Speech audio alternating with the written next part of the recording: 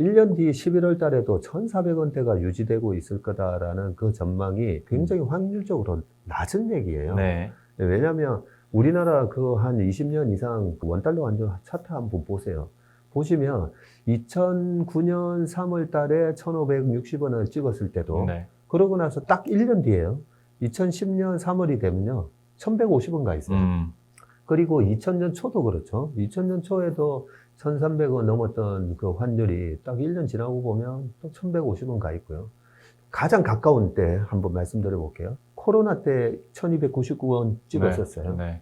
그러면 코로나 때 1,300원을 찍었던 게 3월 19일, 그때 전후였는데, 그때 3월이었거든요. 그러고 나서 1,100원이 언제 깨졌는지 기억나세요, 혹시? 아니, 언제였나요? 그 해 12월 달에 1,080원이 가요. 코로나가 있었던 그 2020년 12월 달에. 거의 9개월 만에? 네.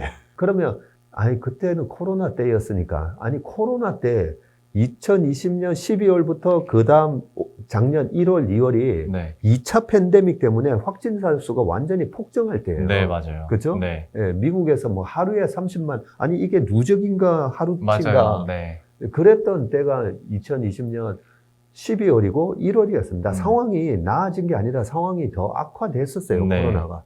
그럼에도 불구하고 환율은 1,100원 깼었어요. 맞아요. 네. 그죠? 그래서 내년 1년 뒤에도 1,400원, 1,350원 이렇게 환율을 전망하는 분들 보면 저는 저분 도대체 어떤 케이스였나? 네. 과거에 케이스 2001년 닷컴이 깨질 때도 1년 만에 환율이 다시 돌아왔었고 2008년 금융위기 때도 1년 만에 환율은 다시 1,150원을 갔고 그러고 나서 다시 1,100원이 또 깨집니다. 1,050원 정도까지 가거든요.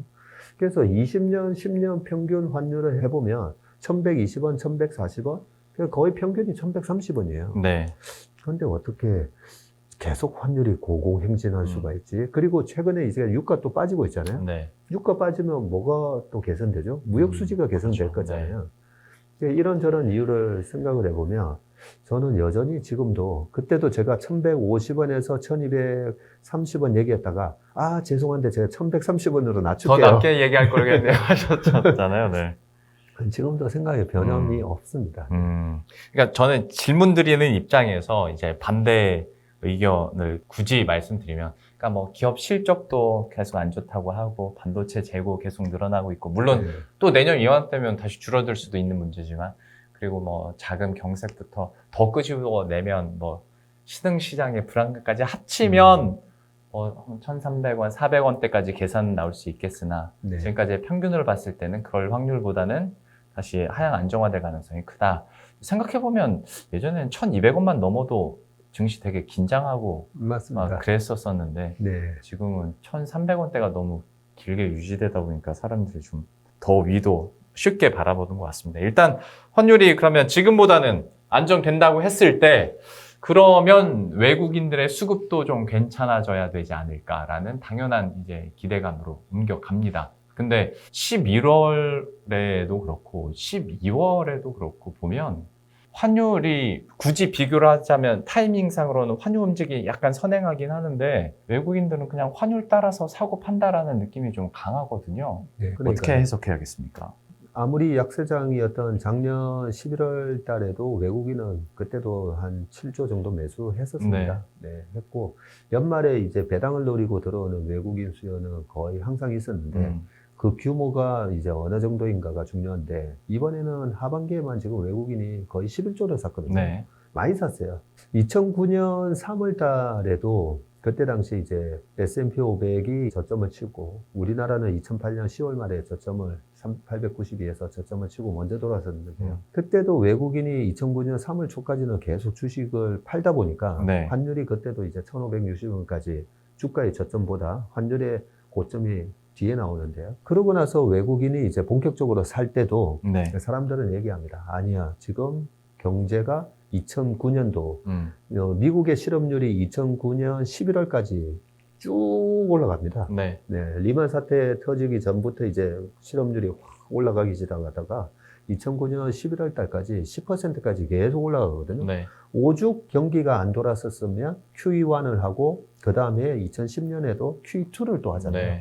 그래서 경기가 안 좋았음에도 불구하고 주식시장은 올라오는데 2009년 3월부터 외국인들이 국내 시장을 공격적으로 삽니다. 그리고 미국 시장도 돌아섰었고요. 그래서 너무 내년도에 올 경기 침체 이런 걸 가지고 주식시장의 바닥을 너무 연관시키지 말라는 거죠. 외국인은 그때도 미국의 경기가 2009년 말까지 안 좋았고 그때는 또 뭐가 있었냐면요. 그 어마어마한 서프라임 모기지 사태의 충격에서 금융기관들이 미국에서 많이 망했고요. 네. 또 하나 그때 신종플루가 있었어요. 네. 그 신종플루라는 이 쌍둥이 악재에도 불구하고 주식시장은 2009년도에 크게 올라왔다는 거죠. 예, 그런 상황을 이제 생각해 보시면 내년에도 비슷한 현상이 일어날 건데 외국인이 최근에 우리나라 증시에 대해서 바이콜을 했어요. 그죠? 네. 그리고 모건 스탠리가 그나마 좀 반도체에 대해서 되게 베어리시한 부분이었는데 최근에 이렇게 반도체 가격이 망가지고 하이닉스가 내년에 적자 가난이 많이 이루고 있는데도 네. 반도체에 대해서 이제는 매수 콜을 했어요. 네. 과거에 작년 초, 재작년까지만 하더라도 아니 지금 실적이 잘 나오는데 왜 저렇게 빨리 매도 콜을 하지 했었는데 그게 맞았던 것처럼 이 외국인은 지금 이 시점에서 반도체에 대해서도 매수 콜을 하고 우리나라가 반도체 뭐 공화국이라 얘기할 정도로 반도체가 주식시장에서 영향이 큰데 어쨌든 외국인은 사고 있습니다. 그래서 사고 있는데 이걸 갖다가 왜 폄하를 하는지 모르겠어요. 아니, 이게 왜냐면 제가 그 폄하하는 일반의 목소리를 취합해서 질문을 역으로 드려볼게요. 네. 왜냐면 진짜로 경기 침체가 온다는데 이거를 연관을 안 지을 수도 없을 뿐더러 네. 신문 기사를 보면 야, 해외 IB에서 우리나라 경제 성장률을 자꾸 줄어들여서 1.1%대까지 떨어지고 내년에 네. 뭐 노무라 증권은 내년에 우리나라 마이너스 성장한다고 그쵸. 얘기를 하고 있고 야, 그러면 그래, 내가 한번 머리를 최대한 굴려봤을 때 연준이 내년 1분기에 금리 인상을 이제 멈춘다고 했을 때 그러면 주가는 6개월 선행하고 뭐 이런 걸 다 집어넣으면 아, 지금은 못 사겠어. 내년 초까지 기다릴래. 뭐 이런 답이 나오는 거거든요. 자연스럽게. 네. 근데 이게 아니다. 네, 저는 내년 초에 그 비관론자들이 기다리는 조정이 없고요. 네. 오히려 허를 찌르는 상승이 있다라고 생각을 하고요. 네. 아, 박전문 당신은 너무 낙관적이고 너무 긍정적으로만 보는 거 아니야? 이렇게 생각을 하실 수 있잖아요. 네. 자, 그렇다면 최근에 워런 버핏이 TSMC를 샀어요. 네. 워런 버핏이 너무 낙관적인 사람인가요? 음. 아니, 경기 침체 오고 반도체 안 좋다는데 TSMC를 지금 왜 사죠? 그렇지. 왜냐면 싸니까요. 아. 네, TSMC 이번에 거의 40% 이상 빠졌어요. 네. TSMC 48% 빠지고 삼성전자도 거의 비슷하게 빠졌는데 워런 버핏은 지금 왜 샀을까? 외국인은 최근에 왜 10조를 사고 모건 스탠리는 왜 이 시점에서 바이콜을 하고 네, 이런 걸 보면 주식은 쌀 때 사야 되는 겁니다. 존 템플턴도 그랬고 워런 버핏도 모두가 비관적일 때 탐욕적으로 변하고 모두가 탐욕적일 때 비관적으로 조심하라는 이런 얘기를 했었잖아요. 네. 그런 아주 진리적인 격언들이 있는데 왜 자꾸만 내년 시장에 대해서 그렇게 방금 설명하신 대로 안 좋은 거 다 모아서. 네, 그리고 결정적인 제가 또 하나의 반격을 하면요. 네. 그 제가 퀴즈를 하나 내드릴게요. 네. 98년도에 우리나라 이제 IMF 때 277을 찍고 난 다음에 네. 98년부터 주식시장이 올라가고요. 그러고 나서 닷컴 버블도 있고 뭐 차이나 쇼크도 있고 금융위기 있고 미국 신용 등급 강등 등등 여러 가지 일들이 있으면서 코로나까지 네. 수많은 이제 조정을 겪었는데 네. 그 주가가 2년 연속을 하락한 해가 네. 네, 그 24년 동안에 몇 네. 번이 있었을 것 같습니까? 2번. 2번. 네. 제가 정답을 말씀드릴게요. 네. 빵번이에요, 빵번. 2년 연속 빠진 적이 없습니다. 빠진 적이 없다고요? 네. 2000년 닷컴 버블 나왔을 때요. 네. 원래 우리나라 시장이 항상 빠릅니다. 네. 아. 2018년도에 연말에 미국 시장 작살나기 전에 네. 우리나라 시장은 2018년 1월 말에 2605점 찍고 계속 빠졌었고요. 네. 작년에도 우리가 6월 25일 날 고점 치고 우리가 미리 빠지고 올해 미국 시장이 빠졌었는데 네. 닷컴 버블이 있었던 2000년도에 1년 내내 빠지다가 2001년도에는 우리 시장이 33% 올라가요. 오히려. 네. 올라가고 그때 이제 9.12 테러도 있었었죠. 근데 33% 올라가고 2002년도에 다시 좀 빠지긴 했지만 2003년부터 2007년까지 내리 4년 연속 올랐었고요. 그리고 2008년도에도 보면요. 2008년 한 해로 봤을 때는 거의 50% 빠졌다가 2009년 또 랠리가 왔었어요. 네. 그래서 실질적으로 보면 2번 연속 하락한 맞아요. 해는 없습니다. 근데 왜 이렇게 힘든 기억밖에 없지? 그렇죠? 네, 굉장히 힘들어 기억밖에 없는데. 2년 연속 빠진 적이 없구나. 네.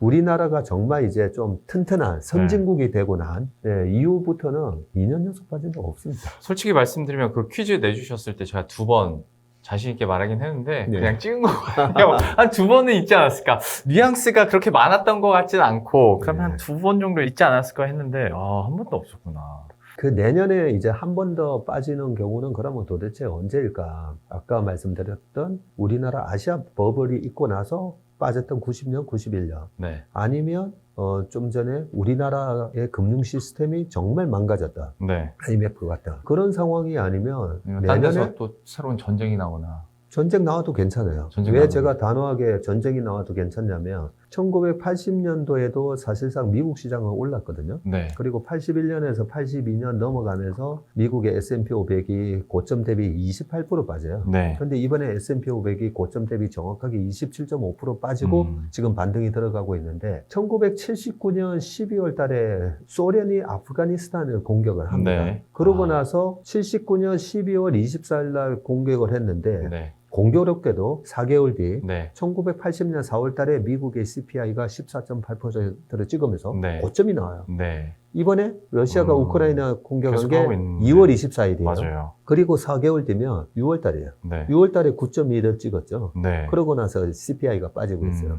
그런데 그때는 소련과 아프가니스탄 너무 이렇게 근데 지금 러시아나 우크라이나도 거의 뭐 네, 다윗과 그렇죠. 골리앗의 싸움으로 보고 있잖아요. 거기다가 1980년 9월 22일 날에는 이라크가 또 이란을 공격을 해요. 맞아요. 이란이 있었어요. 네.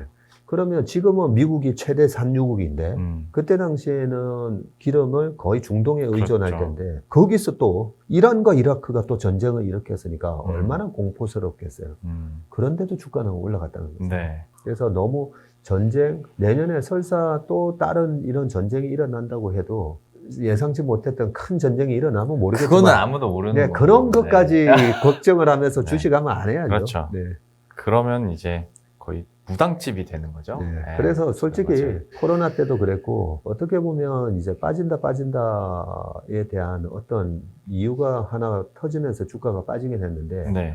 우리가 시장 전망에 대해서 특히나 이제 비관적인 주식 시장 전망에 대해서는 좀 네. 조심을 할 필요가 있다고 생각합니다.